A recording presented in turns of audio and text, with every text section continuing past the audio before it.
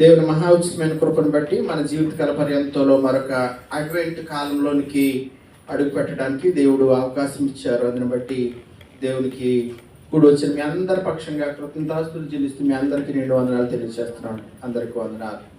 క్రీస్తునందు ప్రియ దేవుని బిడ్డలారా, దేవుడు ఇంతవరకు మనందరినీ కూడా ఆయన చల్లని రెక్కల కింద దాచి మనకి కావలసిన ఆరోగ్యము, ఆయుష్కాలము, పోషణ, సమాధానం మన చుట్టూ అనుగ్రహిస్తున్నందుకు మనం దేవునికి రుణస్థులమై ఉన్నాం. దేవునికి కృతజ్ఞతాస్తుతులు చెల్లింపబద్ధులమై ఉన్నాం. అదే రీతిగా నేటి ధ్యానం కొరకు మనం సిద్ధపడదాం. మీకు అందరికీ మరి ఆరాధన ప్రారంభంలోని ఈ యొక్క క్యాండిల్స్ అనగా ఈ యొక్క అడ్వెంట్ కాలాన్ని సూచించే క్యాండిల్స్ ఇవి. ఈ అడ్వెంట్ కాలంలో మనకి 4 ఆదివారాలు ఉంటాయి. క్రిస్మస్కి ముందుగా ప్రతి సంవత్సరం కూడా 4 ఆదివారాలు ఉంటాయి. మహా గ్రెగరీ అనబడిన బిషప్ గారు, పోప్ గారు ఈ యొక్క కాలాన్ని ఈ రీతిగా నిర్ణయించడం జరిగింది. ఈ 4 వారాలు ఒక్కొక్క వారం ఒక్కొక్క అంశాన్ని సూచిస్తూ ఉంటాయి. ఒక్కొక్క వారం ఈ అడ్వెంట్లోని మొదటి వారం హోప్ అనగా నిరీక్షణను సూచించే క్యాండిల్ని మనం వెలిగించాం. ఈ వారం హోప్, వచ్చే వారం పీస్ సమాధానం, 3వ వారం ప్రేమ లవ్, 4వ వారం జాయ్ సంతోషం. ఈ క్రైస్తవ విశ్వాసులు నిరీక్షణ కలిగి సమాధానం కలిగి 2వ వారం, అలాగే ప్రేమ కలిగి సంతోషంతో 25వ తారీఖు క్రిస్మస్ రోజు ప్రభువుని ఎదుర్కొంటారు. మరొక అర్థం ఏమిటంటే ఇక్కడ 4 క్యాండిల్స్ 4 వైపులా ఉన్నాయి.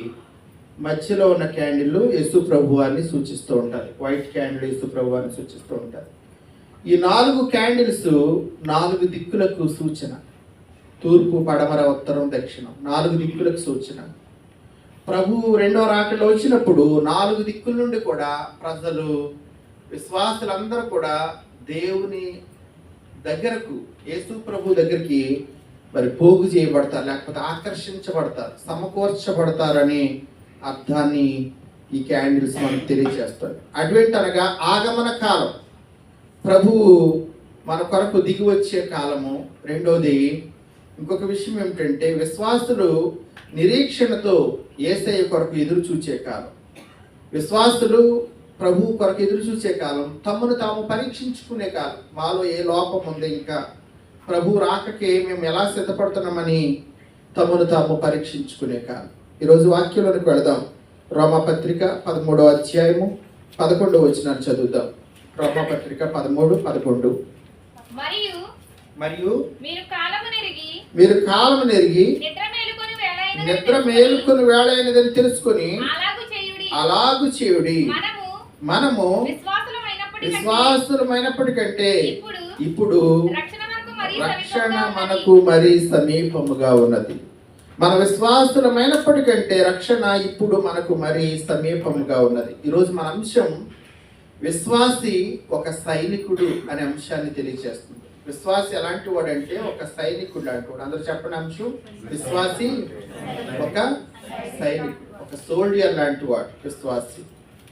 వాక్యంలోకి వెళ్తుంటే రోమాపత్రిక 13:11 మరియు మీరు కాలము నెరిగి నిద్ర మేలుకొని వేళ అయినదని తెలుసుకొని అలాగు చేయుడి. పరిశుద్ధ గ్రంథంలో సంసోను అనబడిన ఒక వ్యక్తి ఉన్నారు. మీలో చాలా మంది తెలుసు. సంసోను అనబడిన వ్యక్తి ఉన్నాడు. అతడు దేవుని వరము వలన పుట్టినవాడు, దేవుని వరపుత్రుడు, దేవుని అభిషేకముతో పుట్టినవాడు. అంతేకాదు అతను బహుబలవంతుడు. సాధారణమైన వ్యక్తి కాదు, బహుబలవంతుడు. చేతిలో ఎలాంటి ఆయుధము లేకుండా ఎవరితోనైనా ఎంతమందినైనా జయించగలిగిన ధీరుడు అతడు. సింహాన్ని సైతం ఆయుధం లేకుండా చేతితో చీల్చగలిగిన వాడు సంసోను. చేతితో. కారణం అతని బలం దేవుని వలన కలిగింది, మనుషుల వలన కలిగింది కాదు. లేకపోతే ఇంకో ఎక్సర్సైజ్ చేసి జిమ్కి వెళ్ళి సంపాదించిన బలం కాదు. దేవుని వలన కలిగిన బలము కలిగిన వాడు. ఇలాంటి బలము కలిగిన సంసోను, ఇలాంటి దేవుని వరము కలిగిన సంసోను కొంతకాలానికి అతడు అనేకమైన జయాలు పొందుకున్నాడు. అనేకమైన జయాలు పొందుకున్న తర్వాత అతడు మరి శరీర ఆశలకు లొంగిపోయాడు. దెలీలా అనబడిన ఒక స్త్రీ యొక్క వ్యామోహంలో పడిపోయాడు. దెలీలా అనబడిన స్త్రీ ఎవరంటే ఆమె ఒక వేశ్య. ఆమె యొక్క వ్యామోహంలో పడిపోయాడు, పాపంలో పడిపోయాడు. ఒక వాక్యం చూడండి. న్యాయాధిపతుల గ్రంథం 16వ అధ్యాయం 19-20 వచనాలు చదువుదాం. న్యాయాధిపతులు 16వ అధ్యాయం 19-20 వచనాలు. ఆమె అనగా దెలీలా చదవండి. తన తొడ మీద అతను నిద్రపుచ్చి ఒక మనుష్యుని పిలిపించి వాని చేత అతని తల మీద 7 జడలను క్షౌరము చేయించి అతను బాధించుటకు మొదలు పెట్టెను. అప్పుడు అతనిలో నుండి బలము తొలగిపోయెను. ఆమె సంసోను, ఫిలిష్తీయులు నీ మీద పడుచున్నారనగా అతడు నిద్ర మేలుకొని ఎప్పటి ఎట్లు నేను బయలుదేరి విడజిమ్ము కొందుకు అనుకొనెను. అయితే యెహోవా తనని ఎడబాసనని తనకు తెలియలేదు. క్రీస్తునందు ప్రియమైన బిడ్డలారా, పుట్టిన మొదలుకొని అతనికి ఎన్నడూ కూడా తన తల వెంట్రుకలు కత్తిరవేయబడలేదు, అతనికి తల క్షౌరము చేయబడలేదు. ఎందుకంటే సంసోను యొక్క బలము ఎందులో ఉందంటే ఆ మర్మము, ఆ రహస్యము అతని తల వెంట్రుకల్లో దేవుడు దాచి ఇచ్చాడు. అయితే సంసోను యొక్క బలము, ఆ రహస్యము ఎవరికి చెప్పేశాడంటే, ఏ పాపంలో అయితే స్త్రీ వ్యామోహంలో పడిపోయాడో, ఏ దెలీలా వ్యామోహంలో పడిపోయాడో, ఆ పాపము యొక్క స్త్రీకి తన యొక్క రహస్యాన్ని చెప్పేశాడు. కాబట్టి చూడండి, ఆ స్త్రీ చేసిన పని, ఆమె తన తొడ మీద సంసోను నిద్రపుచ్చి, ఎవరిని నిద్రపుచ్చారు? దేవుని వరముతో పుట్టిన వాడిని ఒక పాపముతో కూడిన స్త్రీ తన తొడ మీద నిద్రపుచ్చింది. పాపంలో పడిన అప్పటికి కూడా దేవుడు నాతో ఉంటాడు, దేవుని కృప నాతో ఉంటుంది, దేవుని బలం నాతో ఉంటుంది, దేవుని సహాయం నాతో ఉంటుంది అనుకునే వారికి సంసోను ఒక హెచ్చరికగా ఉన్నాడు. ప్రీతిన బిడ్డ, అతడు అనుకున్నాడు, నేను సింహాన్ని జయించాను, లేకపోతే గాడిద ఎముక చేత 1000 మందిని సూర్యుని నేను జయించాను, నాకేంటి ఎదురు, నా ముందు ఎవరు నిలవలేరు, ఎప్పట్లానే నేను జయించగలను అనుకుంటున్నాడు. కానీ ఆమె ఆ దెలీలా ఎవరికి సాదృశ్యంగా ఉందంటే సాతానికి సాదృశ్యంగా ఉన్నది. ఈ సమయాన్ని ప్రియమైన బిడ్డలారా, అపవాది అనబడిన సాతాను ఈరోజు విశ్వాసుని సైతం, ఏర్పరచబడిన వారిని సైతం, దేవుని ఎరిగిన వారిని సైతం అపవాది తన ఒడిలో నిద్రపుచ్చుతుంది. మనందరినీ కూడా ఒడిలో శాంతించుతుంది. ఎలాగంటే చూడండి, ఈ ప్రపంచంలో జరిగే రాజకీయాలు, ఈ ప్రపంచంలో జరిగే వినోదం, ఈ ప్రపంచంలో జరిగే వార్తలు, ఈ మీడియా, లేకపోతే ఇంకా అనేక రకాలైన హాస్యపు, లేకపోతే ఎంటర్టైన్మెంట్, అనేక రకాలైన మన దైనందిన జీవితం, ఇదంతా కూడా ఒక నిద్ర లాంటిది ప్రియులు. అంటే ఒక మత్తు లాంటిది. నిద్ర మేలుకొని వేళ అనేదని తెలుసుకోమంటున్నాడంటే పౌరు భక్తుడు, నువ్వు రాత్రి అయిన తర్వాత నిద్రపోతావు, ఆ నిద్ర గురించి చెప్పట్లా. ఆ నిద్ర గురించి కాదు. ఈ లోకంలో మనం జీవిస్తుండగానే, మనం కనులు తెరిచి ఉండగానే, ఈ ప్రపంచంలో జరుగుతున్న రాజకీయాలు కావచ్చు, ఈ మీడియా కావచ్చు, ఈ సోషల్ మీడియా కావచ్చు, లేకపోతే ఆటపాటలు కావచ్చు, ఇవన్నీ కూడా ఒక మత్తుని, ఒక నిద్ర. దెలీలా అనబడిన అపవాది లాంటి సాతాను తన ఒడిలో నిన్ను నన్ను సేద తీరుస్తున్నట్లు నటిస్తూ, ప్రియమైన బిడ్డలారా, నీ యొక్క నాశనాన్ని కోరుకుంటున్నాడు, నిన్ను నరకం వైపుకి నడిపిస్తున్నాడు. కాబట్టి సమయాన్ని మనం ఆలోచన చేస్తుంటే చూడండి, ఇంకా నిద్ర అంటే ఈనాటి పాఠంలోని మనం ఎక్కడికి వెళ్ళక్కర్లా. రోమపత్రిక 13వ అధ్యాయము 13వ వచనం చూడండి. నిద్ర అంటే ఏంటో పౌలు గారు భాషలో చెప్తున్నారు. రోమ 13 ఏమిటంటే, నిద్ర అంటే అలలతో కూడిన ఆటపాటలైనను, మత్తైనను లేకయు, కామ విలాసములైనను, పోకిరి చేష్టలైనను లేకయు, కలహమైనను, మత్సరమైనను లేకయు, పగటి యందు నడుచుకున్నట్టు మర్యాదగా నడుచు. అల్లరితో కూడిన ఆటపాటలు రోజులో చూడండి. ఇదివరకు ఏదో కాసేపు, లేకపోతే టీవీ చూసే వాళ్ళకి, లేకపోతే ఆ సాయంకాలం చోట ఏవైనా వినోద సంబంధమైన కార్యక్రమాలు వచ్చేవి, అవి కూడా చాలా అరుదు. రేడియోలో, లేకపోతే కానీ నేటి దినాల్లో నువ్వు ఎప్పుడు కావాలనుకుంటే ఎలాంటి వినోదం, ఎలాంటి సంతోషం కావాలంటే అలాంటి సంతోషం సోషల్ మీడియా ద్వారా కావచ్చు, టీవీ ఛానళ్ళ ద్వారా కావచ్చు, లేకపోతే ఇంకా అనేక రకాలైన మాధ్యమాల ద్వారా నీ మనసును ఉల్లసింప చేస్తున్నాయి. ఇవన్నీ కూడా అలర్తింపుకునే ఆటపాటలు, ఇవన్నీ కూడా ఒక నిద్ర. ఇవన్నీ కూడా ఇంకా చూడండి, 1 పేతురు పత్రిక 4వ అధ్యాయము 4వ వచనం చూస్తూ ఉంటే పేతురు గారు ఏమంటున్నారు చూడండి. 1 పేతురు పత్రిక 4వ అధ్యాయము 3వ వచనం అండి. 4వ అధ్యాయం 3వ వచనం అండి. మనము పోకిరి చేష్టలు, దురాశలు, మద్యపానము, అల్లరితో కూడిన ఆటపాటలు, త్రాగుబోతుల విందులు, చేయదగని విగ్రహ పూజలు మొదలైన వాటి నడుచుకొంచు అన్యజనుల ఇష్టము నెరవేర్చుచుండుటకు గతించిన కాలం ఇంక చాలు. మన జీవితంలో ఇంతవరకు ఎలాంటి నిద్ర ఉందో, అది పోకిరి చేష్టలు, అది దురాశలు, అది మద్యపానము, అల్లరితో కూడిన ఆటపాటలు, త్రాగుబోతుల విందులు, నువ్వు ఏ రంగంలో ఉన్నావో, ఈ దేన్ని బట్టి ఆనందిస్తున్నావో దానికి ఇంకా ఒక ఫుల్ స్టాప్ అనేది పడవలసిన అవసరం ఉంది. దానికి ఒక ముగింపు అనేది పలకవలసిన అవసరం ఉంది. ఎందుకంటే ఈ సమయాన చూడండి, మనకి రక్షణ మన విశ్వాసులమైనప్పటికంటే ఇప్పుడు మరీ సమీపం కొడుతుంది. ఇప్పుడు మనం పుట్టిన తర్వాత మనకి ఎంతో కొంత వయసు వచ్చింది. ఇప్పుడు మన వయసు 40 సంవత్సరాలు, 30 సంవత్సరాలు, 50 సంవత్సరాలు, ఎన్ని సంవత్సరాలు మనకు తెలుసు నీ వయసు ఎంతో. కాబట్టి రక్షణ, దేవుని యొక్క రాకడ అనేది నిర్ణయం అయిపోయింది. ఆయన నిర్ణయం, ఆయన తన నిర్ణయాన్ని మార్చుకోడు. అయితే మనం విశ్వాసులమైనప్పటికంటే ఇప్పుడు కొంత లైఫ్ని మనం లీడ్ చేసాం కదా, కొంత జీవితాన్ని అనుభవించాం. అది 20 సంవత్సరాలు, 30 సంవత్సరాలు. అంటే మనం ఈ ప్రయాణంలో, ఈ జర్నీలో చాలా ముందుకు వచ్చేసాం. ఆయన రాకడికి దగ్గర అవుతున్నాం. క్రైస్తవుడి గురించి ఒక పండితుడు ఏమంటూ ఉంటాడంటే, క్రైస్తవుడు అంటే భూలోకంలో ఉన్న పరలోకపు సైన్యంలో భాగం అంటూ ఉంటాడు. క్రైస్తవుడు అంటే ఎవరంటే భూలోకంలో, అంటే భూలోకంలో ఉన్న సంఘంలో పరలోకంలో ఉన్న సైన్యంలోని ఒక సైనికుడు, ఒక భాగము ప్రియమైన బిడ్డ. కాబట్టి సైనికుడి చేతిలో ఏముంటాయి? సైనికుడి చేతిలో పోరాడాలంటే ఏముంటాయండి? ఆయుధాలు ఉంటాయి. సైనికుడు అనగానే మనకు ఒక పిక్చర్ గుర్తొస్తూ ఉంటుంది అనమాట. తల మీద హెల్మెట్, ఒకలాంటి యూనిఫామ్. ఇంకా చెప్పాలంటే రోమన్ సైనికుడు తెచ్చుకోండి. రోమన్ సిపాయిని కనుక గుర్తు తెచ్చుకుంటే ఇంకా పర్ఫెక్ట్ పిక్చర్ మనకి గుర్తొస్తూ ఉంటుంది. తల మీద హెల్మెట్, అలాగే ఇక్కడ ఒక బ్రెస్ట్ ప్లేట్, కవచం అనమాట. అలాగే నీతేను మైమరబు, సత్యమునలేదు, నడుముకు దట్టి, పాదాలకు సిద్ధ మనిషిని జోడు, ప్రతిదీ కూడా ఆ రోమన్ సిపాయి ఏమైతే పిక్చర్ మీకు గుర్తొచ్చారో ఈ సమయాన్ని కూడా మనం ఆలోచన చేస్తుంటే నువ్వు ఒక సైనికుడు లాంటి వాడు ప్రియమైన బిడ్డ, నువ్వు ఒక సైనికుడు లాంటి వాడు. ఇక్కడ ఇంకొక విషయాన్ని జ్ఞాపకం చేయడానికి ఇష్టపడుతున్నాను. 2వ కొరింథీ పత్రిక 10వ అధ్యాయము 4వ వచనం కూడా ఒకసారి చూడండి. 2వ కొరింథీ పత్రిక 10వ అధ్యాయము 4వ వచనం. 2వ కొరింథీ 10:4. మా యుద్ధోపకరణములు శరీర సంబంధమైనవి కావు గాని దేవుని ఎదుట దుర్గములను పడద్రోయించాలంత బలము కలవై.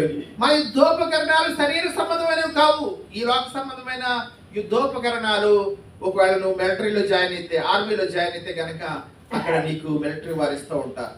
ఇదిగో నీకు కావలసిన వెపన్స్, నీకు కావలసిన ఆయుధాలు, నీకు కావలసిన హెల్మెట్, నీకు కావలసిన ప్రతిదీ కూడా వాళ్ళు, నువ్వు ఒక సోల్జర్ కాబట్టి, ఒక సైనికుడు కాబట్టి నీకు అన్ని కూడా వాళ్ళు సమకూర్చి పెడతారు. అయితే నువ్వు పరలోకపు సంబంధించిన సైనికుడు. మన యుద్ధోపకరణాలు శరీర సంబంధమైనవి కావండి. అయితే ఈ సమయాన ఇప్పుడు యుద్ధోపకరణాలు కలిగి ఉన్న మనం ఎవరితో పోరాటం చేయాలి? అసలు ఎవరితో నీ పోరాటం? ఒకటి, నీ శత్రువు ఎవరో నీకు తెలియాలి. రెండోది, నువ్వు యుద్ధోపకరణాలు కలిగి ఉన్నావో లేదో చెక్ చేసుకోవాలి. యుద్ధోపకరణాలు లేకపోతే నువ్వు ఎలా పోరాడగలుగుతావు? నీ దగ్గర ఆయుధాలు లేకపోతే నువ్వు పోరాడలేవు. అసలు నువ్వు పోరాటంలోకి వెళ్ళక ముందే డిస్క్వాలిఫై అయిపోతూ ఉంటావు. ఈ సమయం ఆలోచన చేస్తుంటే కనుక దేవుడు మనకు కొన్ని ఆయుధాలు ఇచ్చాడు, దేవుడు మనకు కొన్ని యుద్ధోపకరణాలు ఇచ్చాడు. అవి మార్కెట్లో దొరికేవి కాదు, ఈ లోకంలో దొరికేవి కాదండి.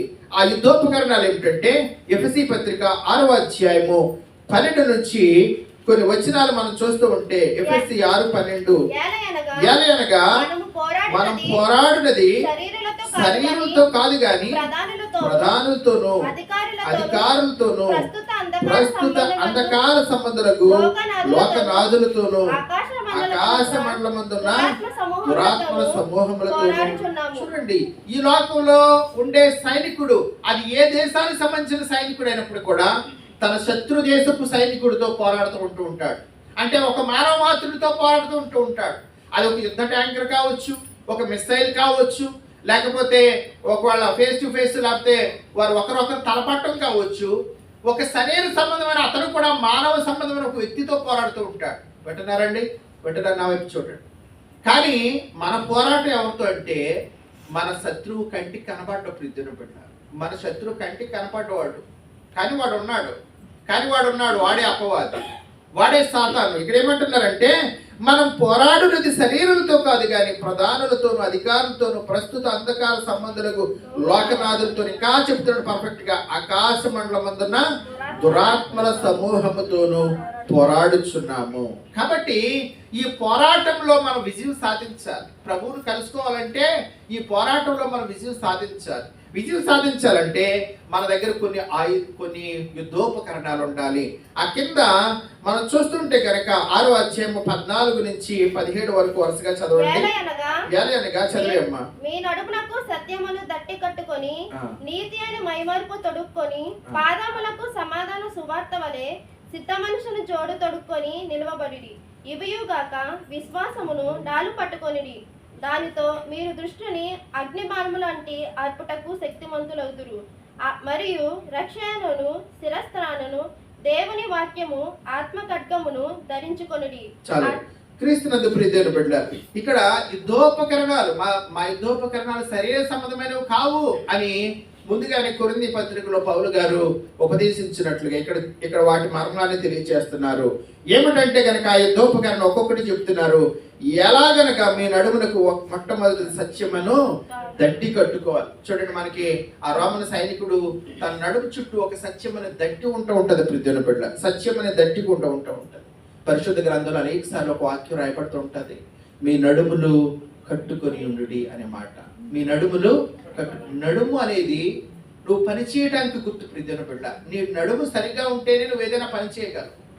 నువ్వు ఒక ఉద్యోగం చేయాలన్నా, ఒక చేతి పని చేయాలన్నా, ఒక ప్రయాణం చేయాలన్నా, ఇక్కడి నుంచి అక్కడికి నడవాలన్నా నీ నడుము బలముగా ఉండాలి. ఈ సమయాన్ని ఆలోచన చేస్తుంటే మీ నడుములకు సత్యమని దట్టి కట్టుకునండి. కాబట్టి ప్రతి ఒక్కరు కూడా నడుమును బలపరుచుకుని ఈ లోకంలో పనిచేస్తూ ఉంటారు. అయితే దేని చేత బలపరుచుకోవాలంటే సత్యము చేత బలపరుచుకోవాలి. సత్యమునకు వ్యతిరేక పదం ఏంటండి? సత్యమునకు వ్యతిరేక పదం ఆపోజిట్ వర్డ్ అబద్ధం. అబద్ధం అనగా ఎవరు గుర్తొస్తాడంటే అబద్ధికుడు. అబద్ధములకు జనకుడు ఎవరంటే సాతానుగాడు. అబద్ధములకు జనకుడు సాతానుగాడు. మరి సత్యం అనగా ఎవరంటే ప్రభు అయిన యేసుక్రీస్తు. నేనే మార్గమును సత్యమును జీవమును. ఆయనే సత్యం, ఆయన వాక్యమే సత్యం. కాబట్టి యేసుక్రీస్తు ప్రభువు కొరకు నువ్వు సత్యాన్ని ఆధారం చేసుకుని, సత్యాన్ని నడుము కట్టుకుని ఒక యుద్ధ సైనికుడు వలె ఈ లోకంలో ప్రభు పక్షంగా యుద్ధం చేయవలసిన వాడు ఉన్నావు. కాబట్టి యుద్ధోపకరణంలో మొట్టమొదటి ఆ యొక్క యుద్ధోపకరణము సత్యమనే దట్టి. తర్వాత మాట మనం చూస్తుంటే కనుక సత్యమనే దట్టి తర్వాత నీతి అను మైమరం అంటే ఈ యొక్క మెడ కింద నుంచి ఈ యొక్క ఉదర భాగం అంతా కూడా ఒక కవచం చేత, ఇనుప కవచం చేత, లేకపోతే రాగి కవచం చేత కప్పబడి సైనికుడు ఉంటాడు. ఈ యొక్క మెడ కింద నుంచి ఈ భాగం అంతా కూడా ప్రీతిని బిడ్డ. ఎందుకు ఈ భాగం కవర్ చేయబడి ఉంటది, ఎందుకు కప్పబడి ఉంటదంటే అవతల వాడు ఎవడంటే మన శత్రువు మనుష్యుడు కాదు కానీ, ఆఫ్ కోర్స్ మనుష్యుడైనా సరే యువతల వాడిని చంపటమే అతని ఉద్దేశం. ఎందుకంటే వాడు శత్రువు కాబట్టి వాడు దేన్ని గురి పెడతాడంటే గుండెను గురి పెడతా ఉంటాడు. గుండెను కొడితే అవతల వాడు త్వరగా చనిపోతాడు కాబట్టి గుండె లేకపోతే హృదయాన్ని గురి పెడుతూ ఉంటాడు. ఈ సమయాన్ని మనం ఆలోచన చేస్తుంటే ప్రియమైన బిడ్డలారా, ఈరోజు మన కంటికి కనపడకుండా శత్రువు మన హృదయాన్ని పాడు చేస్తూ ఉంటాడు అనమాట. మన హృదయంలో అనేక రకాలైన దురాశలు, లేకపోతే అనేక రకాలైన అసూయలు, మత్తతలు, క్రోధము, లేకపోతే ద్వేషము, ఇతరుల మీద, లేకపోతే మనము సమాధానం లేకపోవటం, కక్షలు, ఇవన్నీ కూడా ఎక్కడ పుడతాయండి? ఇవన్నీ పుట్టే స్థలం ఎక్కడ? హృదయంలో. ప్రియమైన బిడ్డలారా, అంటే నీ హృదయంలో ఇవి పుడుతున్నాయంటే దుష్టుడు నిన్ను తన యొక్క బాణం నీ మీద వేశాడు అనమాట. కాబట్టి ఈ దుష్టుని యొక్క బాణము నువ్వు జయించాలంటే గనక, అవి నీ మీద దాడి చేయకుండా ఉండాలంటే నీ హృదయం, నీ గుండె భాగం దేని చేత కప్పబడి ఉండాలంటే నీతి అను మైమరవ చేత కప్పబడి ఉండాలి. ఇక్కడ నీతి అన్న కూడా మనం చెప్పుకోవాలంటే యెహోవా మనకు నీతి అని పేరు పెట్టబడును. నేను వారం చిగురు గురించి చెప్పుకున్నప్పుడు ఇర్మియా గ్రంథంలోనే ఆ మాట మనం గుర్తు తెచ్చుకోవాలి. దేవుడే ప్రియమైన బిడ్డలారా, యేసుక్రీస్తు ప్రభువే మన నీతి రెండవ అంశముగా కూడా మనకి కనబడుతుంది. ఇక మూడవది చూస్తుంటే కనుక క్రింద మాట 15వ వచనంలో పాదములకు సమాధాన సువార్త వలనైనా సిద్ధ మనసును జోడు. మీరు అందరూ కూడా జోళ్ళు వేసుకుని వచ్చారు కదా చర్చికి, మీ అందరికి జోళ్ళు ఉన్నాయి. మంచి దేవుని స్తోత్రం. ఓకే అండి. ఈ సమయాన జోళ్ళు ఎన్ని ఉంటాయండి? 2 ఉంటాయి కదా, 2 కాళ్ళకి 2 ఉంటాయి. ఒక జోడు లేకుండా ఇంకో జోడుకి విలువ ఉండదు కదా. ఒక జోడు పోగొట్టుకున్నాం అనుకోండి, రెండో దాన్ని దాచుకుంటామా? ఎందుకు పనికి వస్తుందని దాచుకోం. ఎందుకంటే ఒకటి పోయింది, అది ఏదో ఒకటి కావచ్చు, లెఫ్టో రైటో, కాబట్టి రెండో దాన్ని అవతల పడేస్తాం, విలువ లేదు. ఇక్కడ కూడా ప్రియమైన బిడ్డలారా, జోళ్ళు అంటే 2. ఒకటి ఏమిటంటే ఒకటి సమాధాన సువార్త, రెండవది సిద్ధ మనసుని జోడు. సమాధాన సువార్త క్రీస్తునందు ప్రియమైన బిడ్డలారా, యేసుక్రీస్తు ప్రభు ఈ లోకానికి దేనికోసం వచ్చాడు తెలుసా? నీకు నాకు సమాధానం ఇవ్వడానికి ప్రియమైన బిడ్డలారా. ఒకటి ఇతరులతో నువ్వు సమాధాన పడడానికి, ఒకరితో ఒకరు నువ్వు సమాధానం కలిగి ఉండటానికి. రెండోది దేవునితో నువ్వు సమాధానం కలిగి ఉండటానికి. కాబట్టి సమయాన్ని మనం ఆలోచన చేస్తుంటే క్రైస్తవులు ప్రియమైన బిడ్డలారా, అందరితో పేచీలు, అందరితో గొడవలు, అందరితో ఎవరు చూస్తున్నా మంచి పేరు లేకుండా ఇది క్రైస్తవత్వం కాదు ప్రియమైన బిడ్డలారా. నువ్వు ఒక క్రైస్తవుడిగా ఉంటున్నప్పుడు నీ చేతనైనంత మట్టుకు ఇతరులతో నువ్వు సమాధానం కలిగి ఉండాలి. కొంతమంది ఇంట్లో కూడా సమాధానం ఉండదు ప్రియమైన బిడ్డలారా. ఈ సమయాన్ని ఆలోచన చేయండి.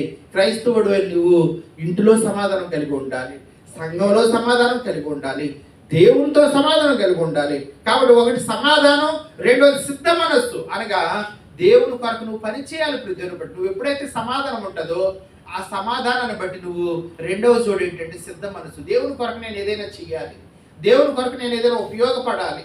క్రీస్తునందు ప్రియమైన బిడ్డలారా, యవన బిడ్డలకు తెలియజేస్తున్నామండి, సంఘంలో యవన బిడ్డలుగా మనం కూర్చుని వెళ్ళిపోవటం కాదండి. మీరు ముందుకు రావాలి ప్రియమైన బిడ్డలారా, మీరు ముందుకు రావాలి. దేవుని సన్నిధిలో వాడబడాలి. దేవుని సన్నిధిలో కొద్దిగా ఈ యొక్క పనుల విషయంలో హెల్ప్ చేయాలి. దేవుని యొక్క పరిచయం విషయంలో, ప్రార్థన చేయడం విషయంలో, వాక్యం విషయంలో, లేకపోతే దేవుని యొక్క కార్యాల విషయంలో ఆసక్తిగా నెక్స్ట్ జనరేషన్ బిడ్డలు ముందుకు రావాల్సిందిగా కోరుతున్నాను. ఎప్పుడు నువ్వు ముందుకు వస్తావంటే నీలో సమాధానం ఉన్నప్పుడు ప్రియమైన బిడ్డ, నీ హృదయానికి సమాధానం ఏలుతున్నప్పుడు. కాబట్టి సమయాన్ని మనం ఆలోచన చేస్తుంటే కనుక సమాధాన సువార్త వలనైనా సిద్ధ మనసుని జోడు. ఈ లోక సంబంధమైన జోళ్ళు మన దగ్గర ఉన్నాయి. ఈ లోక సంబంధమైన చెప్పుల జతలు ఒకవేళ 3-4 జతలు మనకు ఉంటుండొచ్చు. కానీ దేవుడిచ్చే సమాధాన సువార్త వలనైనా సిద్ధ మనసుని జోడు మన దగ్గర ఉందో లేదో ఒకసారి ఆలోచన చేసుకోవాలి. ఇంకా మనం చూస్తుంటేనండి క్రింద మాట చూద్దామండి. ఎఫెసీ పత్రికలోని 6వ అధ్యాయం 16వ వచనం, ఇవన్నీ గాక విశ్వాసమును డాలు పట్టుకోండి. ఎంత చక్కని మాట, విశ్వాసమును డాలు పట్టుకోండి. సైనికుడు మీకు గుర్తు రాగానే ఒక చేతిలో కత్తి లేకపోతే ఒక చేతిలో వెపన్ కలిగి ఉంటాడు, రెండో చేతిలో ఒకలాంటి కవచం కలిగి ఉంటాడు అనమాట. డాల్ అంటే ఒక చేతిలో డిఫెన్స్ అంటే ఎదుర్కోవడానికి అనమాట. శత్రువు వేసే బాణాలు, శత్రువు వేసే బుల్లెట్లు, వాటిని అడ్డుకోవడానికి కత్తి ఎంత ముఖ్యమో డాలు కూడా అంతే ముఖ్యం ప్రియమైన బిడ్డ. డాలు ఉండాలి, లేకపోతే డాలు లేకపోతే శత్రువు వేసే బాణము, శత్రువు వేసే బుల్లెట్లు నిన్ను అంతమొందించేస్తాయి. ఇక్కడ ఈ డాల్ ఏమిటి? విశ్వాసం అని డాలు ప్రియమైన బిడ్డ. నువ్వు విశ్వాసం, దేవుని యందు విశ్వాసం ఉంచితే కనుక చూడండి 18వ సంకీర్తన 2వ వచనంలో మనం చూస్తూ ఉంటే కనుక 18వ సంకీర్తన 2వ చరణంలో చూస్తూ ఉంటే అక్కడ దావీదు కీర్తనకారుడు ఇలా అంటూ ఉంటారు, యెహోవా నా శైలము, నా కోట, నన్ను రక్షించువాడు, నా కేడము. చాలండి, చూడండి, యెహోవా నా శైలము, నా కోట, నన్ను రక్షించువాడు, నా కేడము, నా రక్షణ శృంగము అంటున్నాడు నా దేవుడు. కేడము అన్నా కూడా డాలే ప్రియమైన బిడ్డ. కేడము అన్నప్పటికీ కూడా ఇంకో పదం అంతే, పర్యాయ పదం. ఆ అడ్డుకునే కవచానికి ఉన్న పేరు ఏమిటంటే డాలన్నా కేడమన్నా ఒకటే. ఇప్పుడు కేడము ఎవరంట? నా కేడము, నా రక్షణ శృంగము, నా ఉన్నత దుర్గమైన దేవుడే. నా దేవుడే నా కవచం. దావీదు జీవితంలో ఎన్ని ఆటుపోట్లు అండి, ఎన్ని శత్రువులు, ఎన్ని నిందలు.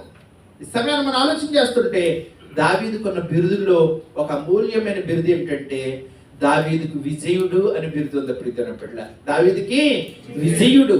కారణం ఏమిటంటే అతడు యుద్ధంలోకి వెళ్ళిన ప్రతిసారి జయించుకుంటూ వచ్చాడు. అతడు జయించడానికి కారణం ఏమిటంటే దేవుణ్ణి కేడముగా, దేవుణ్ణి డాల్గా కలిగి ఉన్నాడు. విశ్వాసం అనే డాల్ కలిగి ఉన్నాడు. ఈ సమయాన్ని మనం ఆలోచన చేస్తుంటే నీ దగ్గర కూడా విశ్వాసం ఉంది. హెబ్రీ పత్రికలో తెలియజేస్తూ ఉంటాడు, విశ్వాసం అన్నది నిరీక్షింపబడు వాటి యొక్క నిజస్వరూపమును అదృశ్యమైన ఉన్నవంటకు రుజువై ఉన్నది. నా దేవుడు నాతో ఉన్నాడు, అంతే. చూపించట్టే, నీకు చూపించవసరం లేదు. నాతో ఉన్నాడు, నన్ను బలపరుస్తున్నాడు. ఈ ధైర్యం, ఈ నిరీక్షణ నీలో ఉండాలి ప్రియమైన బిడ్డలారా. అదే కాదు, అదే హెబ్రీ పత్రిక 11వ అధ్యాయంలో ఇంకొక మాట అంటూ ఉంటాడు. మరి పౌలు భక్తుడు, వారి విశ్వాసం చేత సింహాల నోళ్లను మూసిరి, కార్యములను జయించిరి, రాజ్యములను జయించిరి అంటూ ఉంటాడు. విశ్వాసం చేత. ఈరోజు విశ్వాసం అనే డాలును మనం కలిగి ఉన్నామా అని ఒకసారి మనం చెక్ చేసుకోవాలి ప్రియమైన బిడ్డలారా. ఒకసారి మనం పరీక్షించుకోవాల్సిన వారమై ఉన్నాం. ఇంకా మనం ముందుకు వెళ్దామండి. ఎఫెసీ పత్రిక తర్వాత మాటకు వెళ్తుంటే కనుక చూడండి, ఎఫెసీ పత్రిక 6వ అధ్యాయము తర్వాత మాట్లాడండి. మరియు రక్షణయను శిరస్త్రాణమును, దేవుని వాక్యమును, ఇంకొక 2 ఉన్నాయండి మెయిన్. మరియు రక్షణను శిరస్త్రాణం. ఈ సమయాన్ని మనం చూస్తుంటే వాహనం మీద వెళ్ళే వాళ్ళకి ఏమి లేకపోతే ఫైన్ రాస్తారండి? హెల్మెట్ లేకపోతే ఇండియాలో అయినా ఎక్కడైనా ఫైన్ ఖచ్చితం అన్నమాట. ఎందుకంటే నీ బాడీ అంతట్లో కూడా ఏది అతి ముఖ్యమైన భాగం అంటే కనుక తల. నీ తల. కాబట్టి నీ తలని కప్పుకోవాలి, నీ తలని కాపాడుకోవాలి. నీ తలని ఒక హెల్మెట్ చేత భద్రపరుచుకుంటే నీకు 90% ప్రమాదాల నుంచి నువ్వు బయటపడ్డట్టే. కానీ గవర్నమెంట్ వాళ్ళు ఎంత చెప్పినప్పుడు కూడా మన పిల్లలు ప్రియమైన బిడ్డారు. నేను వారంలోనే ఒక బిడ్డ గురించి విన్నాం. మంచి స్పోర్ట్స్ బైక్. ఆ బిడ్డ చాలా పట్టుమని 30 సంవత్సరాలు కూడా లేని బిడ్డ. అయితే అది జస్ట్ విలేజ్ కూడా మన పేవర్ దగ్గర లేదు. సర్రమని వెళ్ళిపోతా ఆ లారీలో దేని కొట్టాడు, స్పాట్ డెడ్ అయిపోయాడు ప్రియమైన బిడ్డ. ఈ సమయం ఆలోచించండి. హెల్మెట్ అనగా రక్షణను శిరస్త్రాణం. ఒక మాట చూద్దామండి. సమూయేలు మొదటి గ్రంథం 17వ అధ్యాయము 5వ వచనం చూస్తుంటే మనం ముగింపులోనికి వస్తున్నాం. సమూయేలు మొదటి గ్రంథం 17వ అధ్యాయం 5వ వచనంలో అక్కడ దావీదు పోరాడుతున్న గొలియాతు యొక్క హెల్మెట్ ని చూద్దామండి. అతని తల మీద రాగి శిరస్త్రాణం ఉండెను. చూడండి, గొలియాతు గురించి ఇక్కడ రాస్తున్నారు. అతని తల మీద అంట రాగి శిరస్త్రాణం ఉండెను. కానీ గొలియాతు పెట్టుకున్న రాగి శిరస్త్రాణం హెల్మెట్ అతన్ని రక్షించిందా అంటే అతన్ని రక్షించలేకపోయింది ప్రియమైన బిడ్డలారా. అతన్ని రక్షించలేకపోయింది. కారణం దావీదు చేతిలో ఉన్న విశ్వాసం అనే రాయి సూటిగా ఆ యొక్క శిరస్త్ర హెల్మెట్ ఎక్కడ లేదో అక్కడ కొట్టింది. 2 కళ్ళకి మధ్యన నుదుటిన ఎక్కడైతే ఆ హెల్మెట్ లేదో అక్కడ సరిగ్గా గురి చూసి కొట్టాడు దావీదు. ఈ సమయాన ప్రియమైన బిడ్డలారా, కానీ ఆ యొక్క గొలియాతు యొక్క బాణం కానీ, గొలియాతు గారికి ఈటి కానీ దావీదుని ఏమైనా చేయగలిగిందండి? దావీదుని ఏమైనా చేయగలిగింది? కారణం ఏమిటంటే దావీదు దేవుని యొక్క విశ్వాసమును శిరస్త్రాణం కలిగి ఉన్నాడు. దావీదు ఏం కలిగి ఉన్నాడు? దేవుని వాక్యం ఆత్మ ఖడ్గం అండి. దానికి ముందు మాట రక్షణను శిరస్త్రాణం దావీదు కలిగి ఉన్నాడు. కాబట్టి చివరి మాట చూస్తుంటే కనుక చివరి మాట దేవుని వాక్యమును ఆత్మ ఖడ్గం. దేవుని వాక్యమును ఆత్మ ఖడ్గం. మీ అందరికీ తెలుసు దేవుని వాక్యము ఖడ్గము లాంటిది అని. ఇక్కడే ఇంకొక మాటను మీకు చూపించాలనుకుంటున్నాను. సామెతల గ్రంథం 5వ అధ్యాయము 3-4 వచనాలు చూడండి. సామెతల గ్రంథం 5వ అధ్యాయం 3-4 వచనాలు. సామెతల గ్రంథం 5వ అధ్యాయం 3-4 వచనాలు. జారస్త్రీ పెదవుల నుండి తేనెకారును, దాని నోటి మాటలు నూనె కంటేను నూనెపైనవి, దాని వలన కలుగు ఫలము మూసిని పండంత చేదు, అది 2 అంచులు గల కత్తి అంత పదును గలది. చూడండి, దేవుని వాక్యము 2 అంచులు గల పదునైనది అన్న సంగతి మనకు తెలుసు. అట్ ది సేమ్ టైం సాతాను గడి దగ్గర కూడా ఒక 2 అంచులు గల పదునైన ఖడ్గం ఉంది. అదేంటంటే ఇక్కడ అదే దెలీలా నోటిలో ఉన్న ఆ పదునైన ఆయుధం. అదే దెలీలా, సంసోను నిద్రపుచ్చిన దెలీలా చూడ ఇక్కడ మనం గుర్తు చేసుకుంటుంటే, జార స్త్రీ పెదవుల నుండి తేనె కారును, దాని నోటి మాటల్లో నూనె కంటే నూనెపోయినవి, దాని వల్ల కలుగు ఫలం ముసిని పడినంత చేదు, అది 2 అంచులు గల కత్తి అంత పదున కలదు.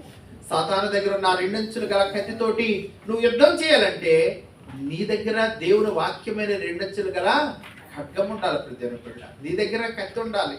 నీ దగ్గర కత్తి లేకపోతే కనుక నువ్వు ముందే పనికిరాని వాడు అయిపోతావు. చూడండి, సంసోనులో దేవుడు ఇచ్చాడు, పుట్టుకతోనే ఇచ్చాడు ఆ 2 అంచుల గల ఖడ్గం. అనేక మందిని జయించాడు. కానీ ఇప్పుడు పాపంలో పడిపోయాడు. ఇప్పుడు పాపంలో పడిపోయేటప్పటికి దేవుడు వరపుత్రుడే, లేకపోతే ఇంకా చెప్పాలంటే ఇశ్రాయేలుడే. కానీ దేవుడు విడిచిపెట్టేశాడు. అయ్యో, నా బిడ్డ కదా, నా ఇశ్రాయేలుడు కదా, ఫిలిస్తీన్లు అన్యులు కదా, శత్రులు కదా అని దేవుడు అనుకోలేదు. నువ్వు ఎవరివైనా సరే ప్రజలను బిడ్డారా, నువ్వు దేవుని యొక్క క్రమంలో లేకపోతే, దేవుని యొక్క ఆజ్ఞల్లో లేకపోతే దేవుడు నిన్ను విడిచిపెట్టేస్తూ ఉంటాడు. కాబట్టి సమయం మనం ఆలోచన చేస్తుంటే, ప్రభు రాక కోసం ఎదురు చూస్తున్న మనం ప్రభు రాక కంటే ముందుగా సాతానుతో యుద్ధం చేయవలసిన వారమే ఉన్నాం. కాబట్టి సాతానుతో యుద్ధం చేయవలసిన నీవు ఇప్పుడు యుద్ధోపకరణాలు కలిగి ఉన్నావా? ఈ యుద్ధోపకరణాలు కలిగి ఉన్నామండి. సత్యం అనే దట్టి, లేకపోతే నీతి అనే మైమరువు, అలాగే పాదములకు సమాధాన సువార్త అనే జోడు, లేకపోతే రక్షణ అనే శిరస్త్రాణము, దేవుని వాక్యం అనే ఆత్మ ఖడ్గం కలిగి ఉన్నావా? ఈ యుద్ధోపకరణాలు శరీర సంబంధమైనవి కావండి, ఆత్మ సంబంధమైనవి. ఈ యుద్ధోపకరణాలు బయట దొరికేవి కాదండి, దేవుని దగ్గర మాత్రమే దొరికేవి. దేవుని దగ్గర మనం సంపాదించుకొని సాతానుతో యుద్ధం చేసి దేవుని కొరకు మనం సిద్ధపడి ఎదురు చూసే యుద్ధోపకరణ.